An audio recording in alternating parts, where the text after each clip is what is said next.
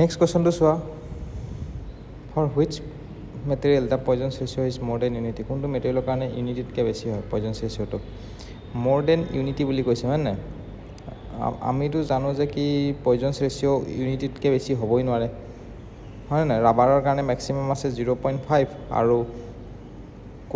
কৰ্কৰ কাৰণে কিমান আছে 0 আৰু 0.5ৰ মাজত থাকে 1.5তকৈও বেছি নাযায় কিন্তু ইয়াতে 1তকৈও বেছি গৈছে বুলি কৈছে তো এইটো অপশ্যন ডি হ'ব নান অফ দিছ ক্লিয়াৰ হৈছে তাৰ নেক্সট আছে দেখি for equal and opposite force applied to a body tends to elongate it হয়নে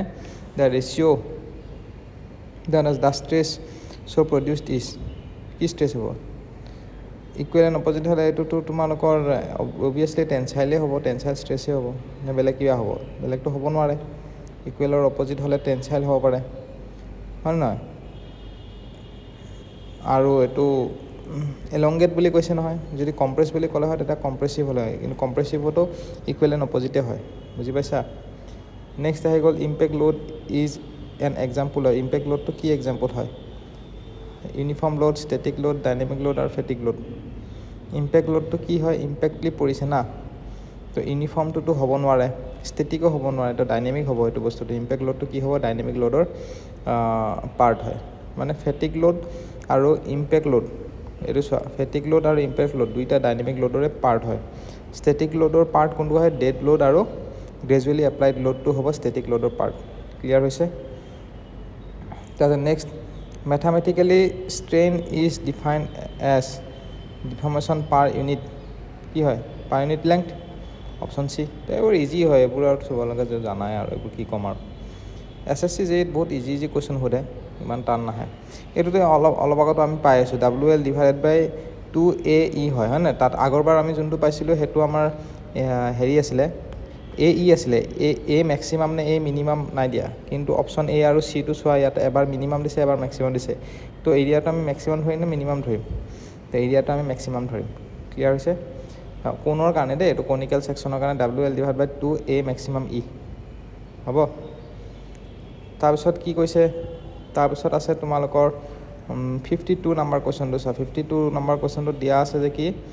the value of Poisson's ratio' depends on কাৰ ওপৰত ভেলুটো ডিপেণ্ড কৰে material of the test specimen magnitude of load cross section option D কোনটো হ'ব material of the test specimen মেটেৰিয়েলটোৰ ওপৰত depend কৰিব মেটেৰিয়েল অফ টেষ্ট স্পেচিমেন মেটেৰিয়েলটোৰ ওপৰত ডিপেণ্ড কৰিব যে কি আমাৰ পয়জনছ ৰেচিঅ'টো কেনেকুৱা হ'ব ক্লিয়াৰ হৈছে মেটেৰিয়েলটোৰ ওপৰত ডিপেণ্ড কৰিব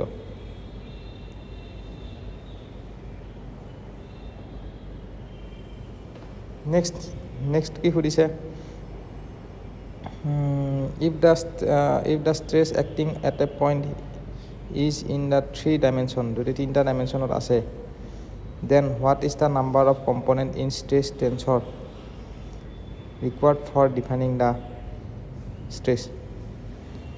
তো অপশ্যন ডি হ'ব কেইটা মানে ষ্ট্ৰেছ টেনচৰটো ডিফাইন কৰিবলৈ যদি 3 ডাইমেনশ্যনেল হয় ষ্ট্ৰেছ টেনচৰটো ডিফাইন কৰিবলৈ কিমানটা লাগে 9টা লাগে 9টা ৰিকুৱাৰ্ড 9টা ষ্ট্ৰেছ লাগে হ'ব 56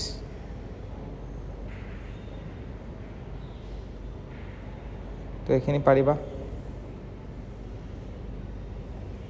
নেক্সটটো চোৱা the property of a material state that it is ৰিজিড